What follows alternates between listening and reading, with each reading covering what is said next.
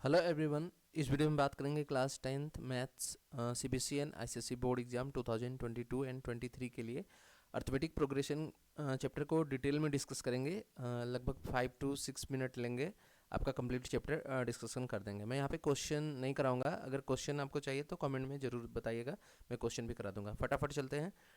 First point है आपका sequence. ज़्यादा टाइम नहीं लूँगा मैं, क्योंकि मुझे पता है आप लोगों का एग्ज़ाम चल रहा है, तो आप बस यहाँ 5 से 7 मिनट देना, आपका सारा चैप्टर कंप्लीट हो जाएगा।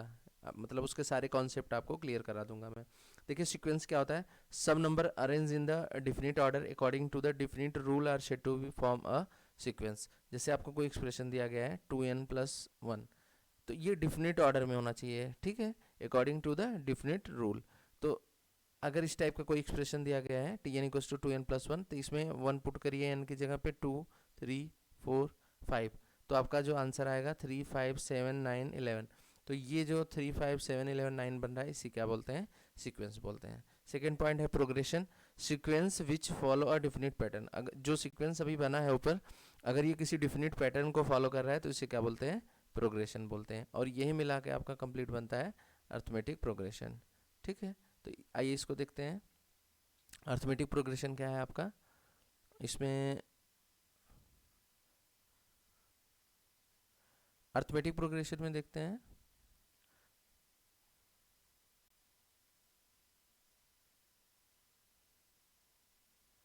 Arithmetic progression, an arithmetic progression is the list of a number in which each term is obtained by adding a fixed number। अगर सिंपल हम तरीके से समझने के लिए करें तो ऐसे सीक्वेंस जिसमें फिक्स नंबर, मतलब एक फिक्स नंबर ऐड हुआ हो, वो आपका क्या हो जाता है, अर्थमेटिक प्रोग्रेशन हो जाता है। To the preceding term except the first term. First term को छोड़ करके सभी में क्या हो जाता है, एक फिक्स नंबर क्या हो जाता है, ऐड हो जाता है, ठीक है। इसी को क्या बोला जाता है, अर्थमेटिक प्रोग्रेशन। एग्जांपल यहाँ पे देख सकते हैं, जैसे 2, 4, 6, 8, तो यहाँ पे माइनस करेंगे तो सब में कॉमन डिफरेंस सेम ही आएगा 2, 2 का। तो इस टाइप का जो सीक्वेंस होती है उसी को बोला जाता है अर्थमेटिक प्रोग्रेशन। और यहाँ पे आपका जो पहला टर्म, इसे फर्स्ट टर्म बोलते हैं, और जो minus second term minus first term करते हैं, इसे कॉमन डिफरेंस बोलते हैं, ठीक है। तो यहाँ पे देखिए fix number is called the common difference of the AP. और जो आपका कॉमन डिफरेंस होगा, ये ध्यान रखिएगा, पॉजिटिव भी हो सकता है, नेगेटिव भी हो सकता है, जीरो भी हो सकता है। ये आपका क्वेश्चन ऑब्जेक्टिव में आ सकता है कि कॉमन डिफरेंस और पॉजिटिव और नेगेटिव, या तीनों एक साथ दे देगा या दो एक साथ दे देगा। तो ये पॉजिटिव, नेगेटिव एंड जीरो तीनों होता है, ठीक है। आइए नेक्स्ट पॉइंट पे चलते हैं। अब यहाँ से आपके क्वेश्चन ज़्यादा इंपॉर्टेंट बनेंगे, वो तो थियोरेटिकल पॉइंट था, वहाँ से 1 नंबर का क्वेश्चन आ सकता है। General form of the AP. General form of the AP में देखिए ए आपका होता है, फिर a+d, a+2d, a+3d, a+4d, ऐसे a+5d, डेड डेड एस आगे इंक्रीज होता रहता है, ठीक है। अगर आपको ए और डी पता है तो जनरल फॉर्म आप इस तरीके से दिखा सकते हो, ठीक। ये आपका स्टैंडर्ड फॉर्म है, ठीक। फिर इसके बाद आता है nth term of the AP. Tn=a+n-1 × d। Tn क्या है, nth टर्म है, a आपका फर्स्ट टर्म है, n number of term, d क्या है, कॉमन डिफरेंस। ज़्यादा टाइम नहीं लूँगा मैं, फटाफट चीज़ें डिस्कस कर रहा हूँ, ठीक। Third point, sum of the nth term Sn=n/2 2a+n-1 × d।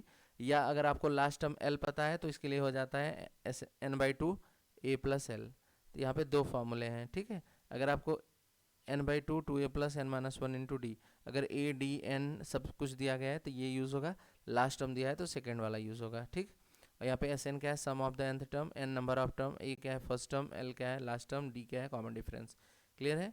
Next point discuss करेंगे।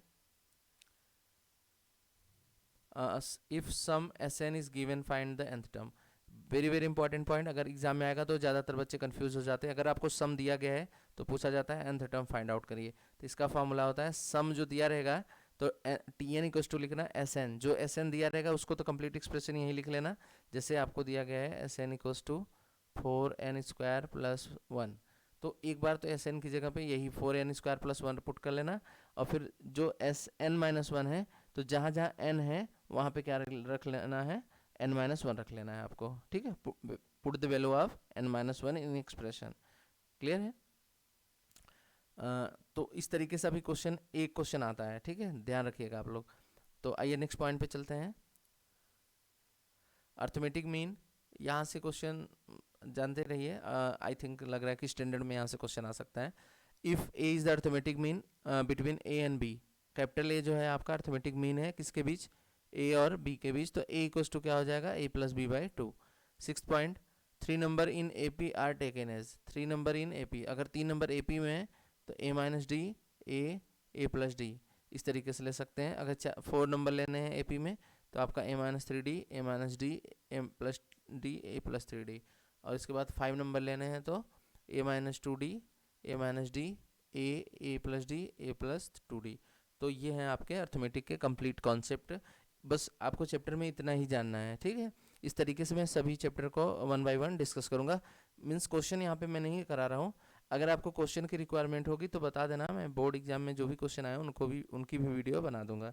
अभी मैं यहाँ पे सभी चैप्टरों के कॉन्सेप्ट डिस्कस कर रहा हूँ, ठीक है। वीडियो कैसा लगा, पसंद आया तो लाइक करिएगा और चैनल को सब्सक्राइब कर लीजिए। Thank you for watching, have a nice day.